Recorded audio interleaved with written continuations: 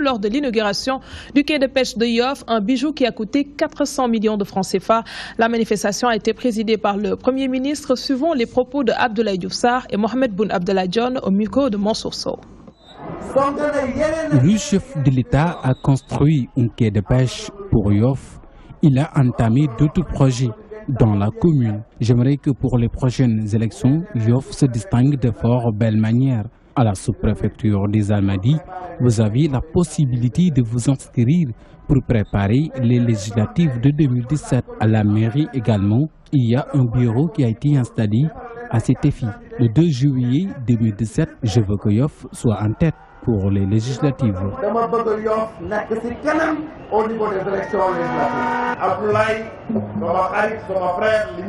Mon frère et ami Abdoulaye, je suis rassuré par la mobilisation que nous avons vue ici. Nous rendrons compte au président de la République que Yoff est acquis. 2017, majorité pour le président Macky Sall, majorité pour le temps de l'action, pour les grands projets du président de la République. 2019, nous changeons de registre. Le projet de proposition de loi du député Maître El Hadj Diouf pour l'abrogation de la parité n'inquiète nullement l'association des juristes sénégalaises. Selon l'AJS, la loi sur la parité est irréversible et les parlementaires sont assez sensibilisés sur la question. L'association travaille en outre sur comment avoir la parité intégrale au niveau des instances de décision. Fatoumata Gueye est la présidente de l'AJS. Elle s'exprime au micro de Abigail. C'est une proposition de loi qui ne nous inquiète pas. Deuxièmement, les parlementaires ont été assez sensibilisés sur la question. N'oubliez pas que presque la majorité des femmes à l'Assemblée sont à l'Assemblée à cause de la loi sur la parité. Et c'est des femmes qui sont assez formées sur cette loi, qui savent quels sont les avantages de cette loi par rapport à l'accès des femmes aux instances de décision. Donc je dis, c'est une proposition de loi qui ne nous inquiète pas. Mieux, nous sommes sur autre chose. Nous avons dépassé la loi sur la parité. Nous, la loi sur la parité, à son état actuel, c'est une loi qui détermine l'accès des femmes aux instances électives et semi-électives. Nous avons dépassé ce stade. Nous sommes en train de travailler et sur le terrain, et sur le plaidoyer à l'attention des autorités politiques, sur comment avoir la parité intégrale, aussi bien au niveau des instances électives et semi-électives qu'au niveau des instances nominatives. C'est vous dire que nous, cette question, nous l'avons dépassée. Nous n'allons pas nous focaliser là-dessus. Ça ne nous inquiète pas parce que nous sommes sûrs que ça ne passera pas. Célébration ce 18 décembre de la Journée internationale des migrants à l'initiative du réseau Migration et Développement. Cette année, l'accent a été mis sur l'externationalisation des politiques migratoires de l'Union européenne. Quelle réponse politique en Afrique? Une occasion pour le réseau de s'indigner sur l'expulsion de migrants en Algérie. Il déclare par ailleurs que la question des statistiques sur le nombre de victimes de la migration reste toujours sans réponse. Abigail nous en dit plus. Le problème de la migration reste une équation pour les pays d'Afrique. Des Africains sont expulsés des pays de la sous-région, un phénomène décrié par le réseau Migration et Développement. Au niveau de l'Algérie, c'est un cas particulier. Vous m'aurez dit que des Gabonais, par exemple, le Gabon qui expulse des Sénégalais ou bien d'autres nationalités, c'est deux choses qui sont tout à fait différentes. Par rapport au Gabon, c'est lié effectivement peut-être à un réflexe nationaliste qui peut entraîner ce phénomène. Mais aussi ça peut être justement le reflet d'une crise économique qui est là, lente, dormante, et qui effectivement suscite des réactions sociales, des réactions ethniques qui peuvent pousser à ce que les gens s'attaquent à des étrangers pensant que la cause de leur problème se situe là-bas. Par ailleurs, la question des statistiques sur le nombre de victimes de la migration reste toujours sans réponse. Une déclaration de la coordonnatrice du réseau. Certes, nous avons des éléments de statistiques qui disent qu'il y a des Sénégalais. Mais souvent, on a des problèmes en tout cas pour la fiabilité des informations, mais aussi pour avoir le nombre exact. Mais souvent aussi notre souci par rapport aux statistiques, c'est de pouvoir les vérifier. Le réseau Migration et Développement a célébré ce dimanche la Journée internationale des migrants. Le thème retenu cette année est externalisation des politiques migratoires de l'Union européenne. Quelle réponse politique et mobilisation sociale en Afrique? Je le disais en titre, l'État a décidé d'institutionnaliser la journée mondiale de l'enseignant. Déclaration du directeur des ressources humaines du ministère de l'Éducation nationale. Cette date est inscrite dans l'agenda républicain. Selon lui, c'est une manière de revaloriser l'image du corps professoral. Il prenait part à la randonnée pédestre organisée en prélude au lancement officiel de la journée mondiale de l'enseignant. La manifestation a vu la participation de représentants de syndicats d'enseignants, d'organisations de la société civile, entre autres. Ababakar Sadertop a pris part à l'exercice. Une randonnée pédestre qui commence par la traditionnelle série d'échauffement avec comme point de départ l'inspection d'Académie de Dakar vers le ministère de l'Enseignement supérieur. Le DRH du ministre de l'Éducation, Cheikh Mbao de la COSIDEP, ainsi que l'inspecteur d'Académie étaient de la partie. L'État a décidé d'institutionnaliser la journée mondiale de l'enseignant en l'inscrivant sur la liste des activités de l'agenda républicain.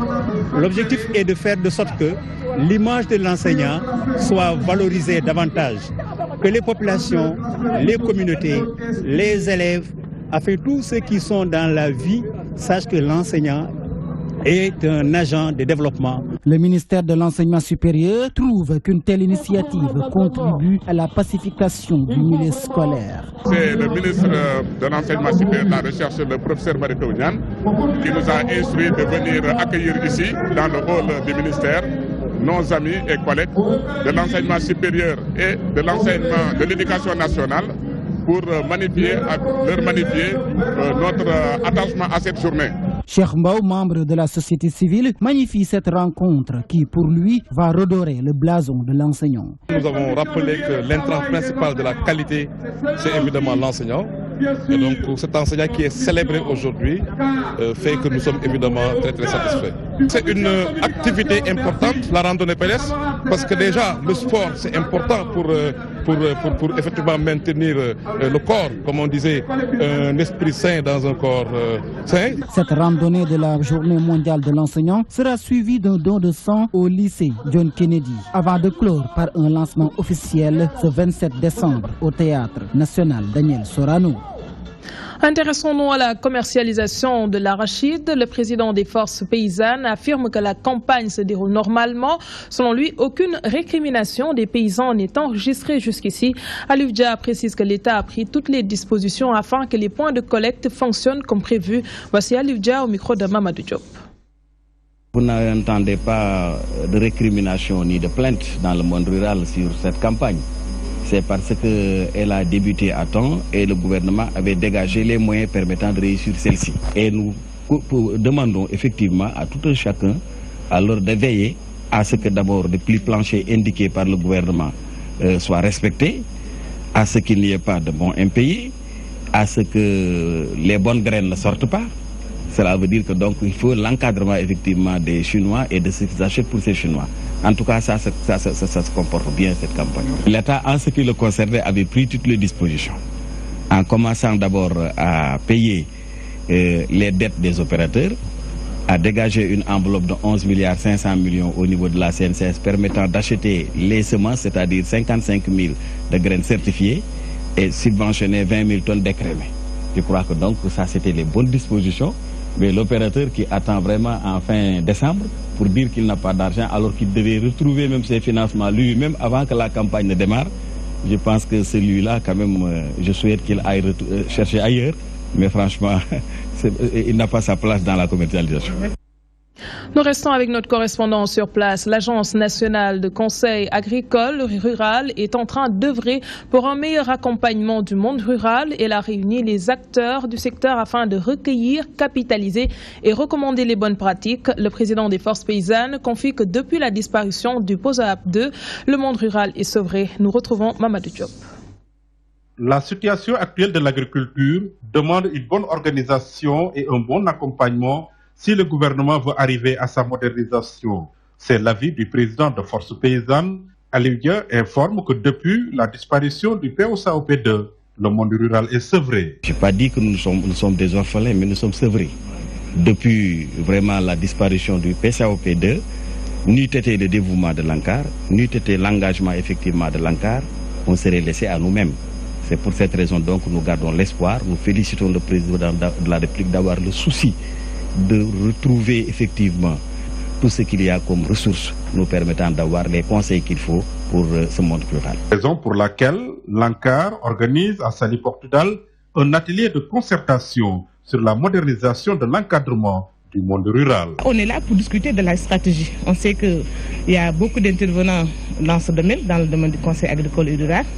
Il s'agira aujourd'hui pour nous de voir comment stabiliser une démarche en fonction des zones agroécologiques, une démarche également en fonction des types d'activités, mais également une démarche en fonction des types d'organisation pour régler vraiment l'encadrement du monde rural. Le secrétaire d'État à l'accompagnement et la mutualisation des organisations paysannes qui présidait l'ouverture de la rencontre pense qu'il faut d'ores et déjà harmoniser l'intervention des différentes forces qui s'activent dans l'agriculture. Non, ce qu'il faudrait, disons, caler vers où il faut y aller, c'est plus une sorte d'harmonisation de ces systèmes, et faire en sorte que justement qu'on puisse avoir un système qui soit national et qui soit plus proche, disons, des producteurs. C'est extrêmement important. À la fin de la rencontre de Saly Portudal, un document sera élaboré et remis aux autorités étatiques. Direction le nord du pays, les journalistes de Saint-Louis outillés pour une meilleure prise en charge de la question de la protection de l'enfance. Une initiative de la Convention des jeunes reporters du Sénégal, la cellule d'appui à la protection de l'enfance et l'UNICEF. Objectif permettre à ces professionnels des médias de mieux traiter l'information sur les droits de l'enfant. La correspondance de Gambi Diagne. La problématique des droits de l'enfant encadrée par la pratique journalistique a occupé la presse de l'axe nord du Sénégal. Une aubaine pour passer en revue la prise en charge des enfants de la rue dans la capitale du Nord. Mais donc, ça veut dire que même du point de vue de l'intégration à la société, cette maison des enfants, ce qu'on appelle la maison de la gare, fait du très bon travail. C'est une initiative qu'il faut encourager. Ce qui m'a le plus marqué dans ce truc-là, c'est quoi? C'est que d'abord, je vois qu'ils sont en confiance. Vous avez vu, ils sont en train de taper dans le ballon. Aujourd'hui, à Saint-Louis du Sénégal, ils sont 4 centres d'accueil à recevoir des enfants victimes et acteurs de violence. Le pionnier dans ce chantier a bénéficié du soutien des États-Unis d'Amérique ainsi que le dernier en date. Et ces enfants, ils restent souvent ici le temps de faire une enquête et de voir la clarté sur le sujet. Parce qu'on ne bafoue pas les enquêtes. Il faut vraiment qu'il y ait clarté sur l'enquête pour acheminer l'enfant ou un retour dans son propre dara ou un retour dans sa famille.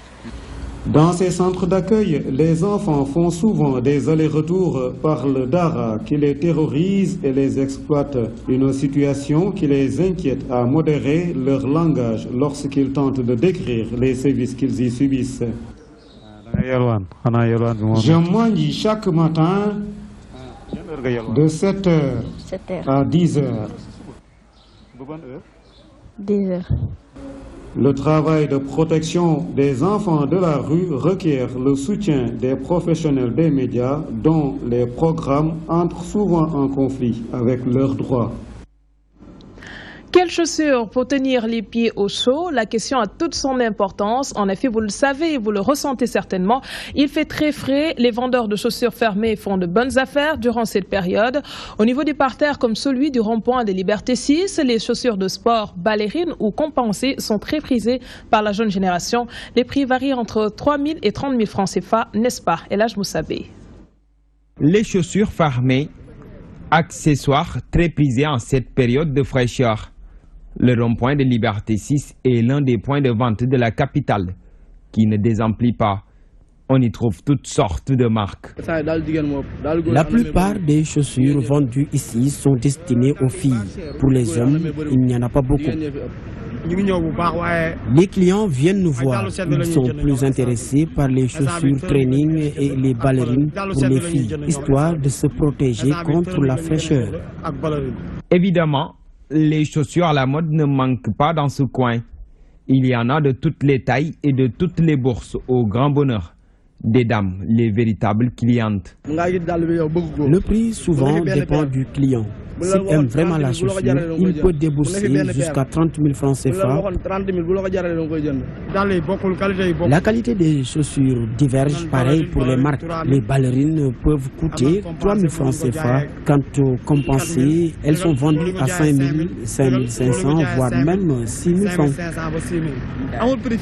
Il n'y a pas de prix fixe. On tombe d'accord sur un prix adéquat. Nous pouvons vendre jusqu'à 30 000 francs CFA la paire de chaussures. Cette cliente qui a préféré l'anonymat confirme faire partie de celles qui, durant cette période de fraîcheur, viennent ici chercher chaussures à leurs pieds. En cette période de fraîcheur, ce coin est notre principal point de convergence, avec aussi les fêtes qui se pointent à l'horizon. Nous venons pour se payer des chaussures de qualité. J'aime ces trainings, mais ça coûte cher. Il me taxe 15 000 francs la paire. J'espère qu'il va casser le prix pour que je puisse l'acheter. La vente de chaussures d'occasion, un commerce qui marche bien en ces temps. L'affluence est souvent au rendez-vous. Les après-midi des jours de congé soutiennent ces vendeurs. Elhadj Moussa Bey qui s'y connaît bien et nous en venons à la page sport. À quelques jours du démarrage de la Coupe d'Afrique des Nations, le premier sportif sénégalais sonne la mobilisation autour des Lions. Le ministre des Sports estime qu'ensemble, derrière les protégés d'Aliou Cissé, le Sénégal pourra décrocher son premier titre continental. Il s'est prononcé en marge du gala de l'Association nationale de la presse sportive. Nous l'écoutons. Le prix que je viens de recevoir, qui est une première pour un ministre des Sports aussi, est un prix de reconnaissance de l'ensemble des efforts que le président de la République est en train de faire pour accompagner le sport sénégalais. Ce gala-là devrait être des ressources supplémentaires pour nos joueurs, parce qu'ils doivent penser à être honorés un jour, à être là en tant qu'anciens, mais en tant que meilleurs acteurs sportifs de ce pays. Et je sais que c'est un appel qui sera compris. L'entraîneur national était là, l'entraîneur des U20, c'est des sélectionneurs qui vont aborder bientôt des Coupes d'Afrique des Nations. Et je pense que c'est tout à fait utile d'avoir ces genres de manifestations à la veille. Le monde du sport sénégalais honoré par l'Association nationale de la presse sportive, Modulo, Pape Ibn Ba, nominés respectivement meilleurs lutteurs et meilleurs joueurs de football local, ont pris part à ce gala. Des légendes du sport sénégalais ont été aussi honorées par l'ANPS, à l'instar de Kankiou Koulibaly en basket et Jo Diop en football, entre autres. Voyons cela avec Ibrahim Fall. C'est une salle remplie de sportifs. De par leur talent et le service rendu au peuple sénégalais, ils sont aujourd'hui honorés. L'Association nationale de la presse sportive est passée par là. Depuis 16 ans, notre association distingue les sportifs les plus méritants et rend hommage également depuis 5 ans aux légendes du sport. Et la presse a élu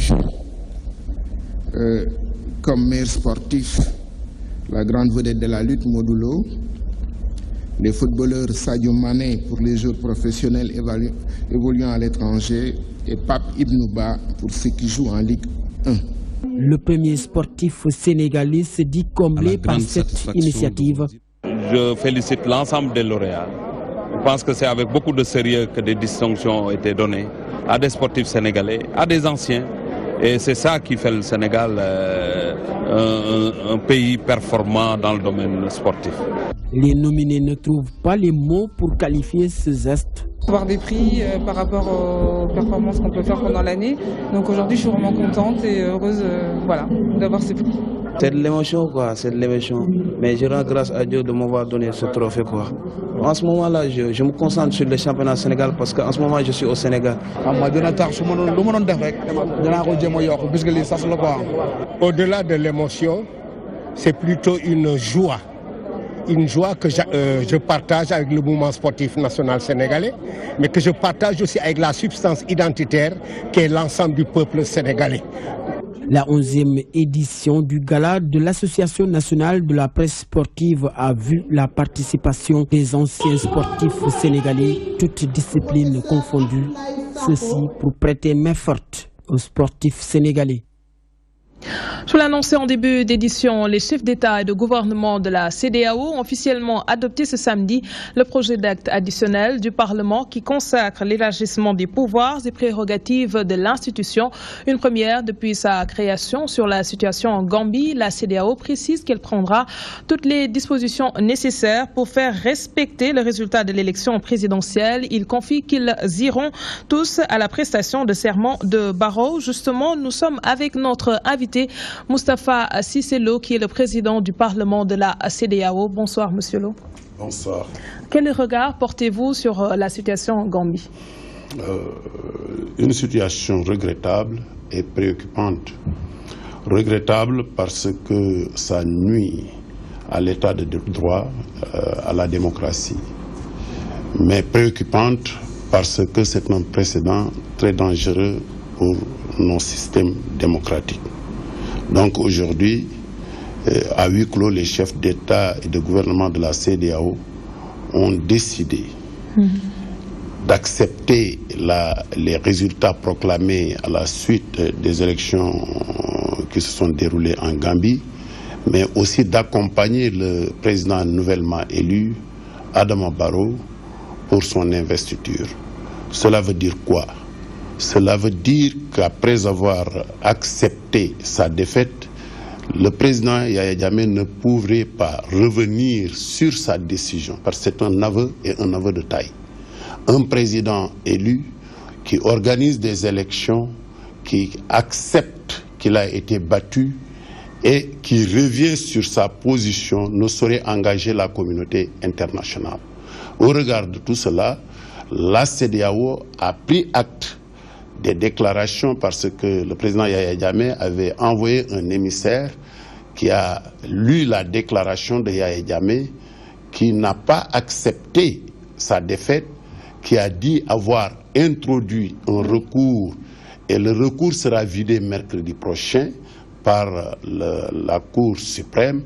Mais ceci ne pourrait engager la communauté internationale. Justement, la communauté de la CEDEAO qui se montre intransigeante par rapport à la décision de Jammeh. Aujourd'hui, est-ce que la position qui a été, en tout cas, disons, engagée côté CEDEAO, est-ce que l'option sera militaire ou diplomatique? Parce qu'on n'a pas l'impression que sur ce point-là, vous avez tranché. Nous n'en sommes pas là pour le moment. Nous allons poursuivre. Il y a un processus. Aujourd'hui, Yahya Jammeh est le président de la République de Gambie jusqu'au 18 janvier. Donc, attendons l'évolution des choses.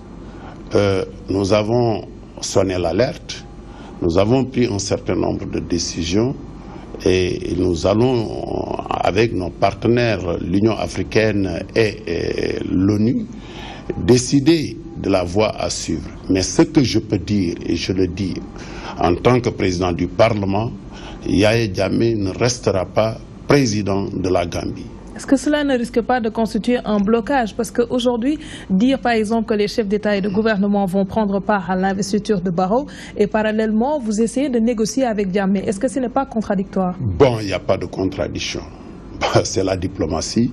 Mais après la diplomatie, il y a autre chose à côté. Donc, restons à l'état actuel des choses où les présidents sont restés fixés. Oui. Écoutons l'évolution des choses. Je sais que le président de la République islamique de Gambie, c'est Adama Barrow, et Adama Barrow sera installé, sera accompagné, il sera sécurisé. Un an après votre magistère, les prérogatives du Parlement qui sont renforcées, qu'est-ce que cela vous fait?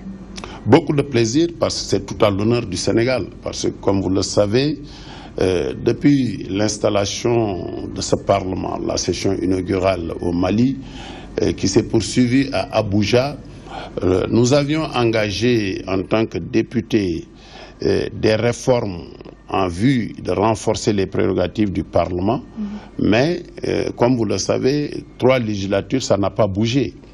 Aujourd'hui, au regard de ce qui s'est passé, on peut considérer que c'est le génie et le leadership du Sénégal qui a prévalu tout au long de ce processus et son achèvement. Aujourd'hui, après 10 mois à la tête du Parlement, nous avons revisité cet acte additionnel et avec d'autres propositions, nous avons fait adopter par les chefs d'État à l'unanimité cet acte additionnel qui donne beaucoup plus de prérogatives au Parlement parce que le Parlement sera impliqué dans tous les processus de prise de décision au niveau de la CEDEAO avec des avis et des avis conformes. Des fois, des avis ne sont pas obligatoires, mais parfois c'est des avis obligatoires et des avis contraignants sur ce qui pourrait intéresser les populations de la communauté. La décision a été prise sous votre magistère, mais qu'est-ce qui a été décisif? Parce que forcément, vous avez dû faire quelque chose qui a précipité les choses. Oui, mais ce qui est décisif, c'est le leadership de son Excellence, le président Macky Sall, qui nous a accompagnés. Et le ministre de l'intégration africaine, du NEPAD et de la bonne gouvernance du Sénégal, qui a joué un rôle extrêmement important parce que c'est un dossier qui n'était pas facile au regard de la préoccupation des chefs d'État pour la situation que le monde est en train de vivre avec les bouleversements, les questions d'insécurité. Si on veut faire prendre des décisions au Parlement à cet stade, c'est pas très évident. Donc nous sommes battus avec l'appui et la baraka de Serigne Touba et tous les chefs religieux qui ont prié pour nous. Nous sommes parvenus à arracher cet acte additionnel qui a suscité beaucoup de controverses partant du Ghana parce que ça a été rejeté au mois de mai 2015 par la conférence des chefs d'État. Nous avons repris ce document et nous avons travaillé d'arrache-pied pendant 10 mois et grâce à Allah, nous avons réussi à faire passer ce document stratégique. Vous ne craignez pas que la tâche soit un peu trop lourde parce que vous avez également des fonctions au niveau de l'hémicycle au Sénégal? Oui, mais ça sera dur, mais il faut se battre. De toute façon, moi je suis un homme de défi. Je pense que je pourrais en tout cas accomplir cette mission avec bien sûr les brillants députés du Sénégal qui m'accompagnent et les autres. Nous allons essayer de travailler en équipe pour mériter la confiance des chefs d'État. J'en reviens au président Jammeh. Quel est le délai que vous lui avez fixé pour attendre au moins qu'il réagisse? Oui, mais il n'y a pas de délai. Le 19, les chefs d'État iront à l'investiture d'Adama Barrow. C'est un signal fort. Et on verra d'ici là, parce qu'il sait bien que les présidents, les chefs d'État, aussi bien au niveau de l'Union africaine, de la CEDEAO que des Nations Unies, sont décidés à faire, en tout cas, respecter la volonté du peuple gambien, parce qui ont souverainement, en toute indépendance, élu un président. Je ne saurais, moi, accepter en tant que politique qu'un président en exercice qui organise des élections, qui se fait battre et dise qu'on m'a volé. Ça, ce n'est pas acceptable. Donc, il faudrait que Yaya Jammeh quitte.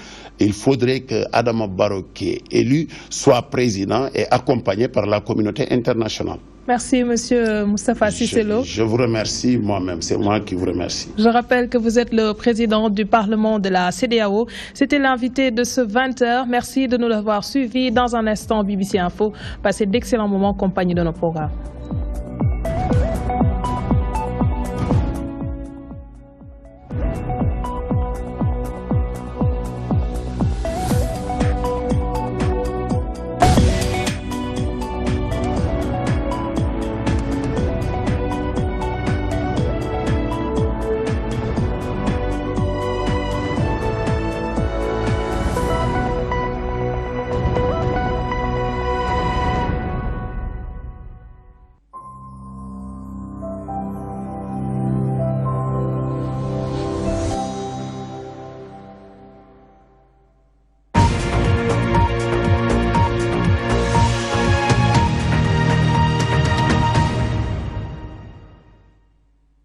Pour 15 minutes et comme chaque dimanche, nous allons revivre ensemble les temps forts de la semaine qui s'est écoulée.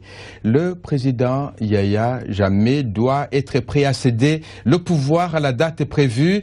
La déclaration est de Mohamed Ibn Chambas, le représentant de l'ONU en Afrique de l'Ouest, de retour d'une mission mardi à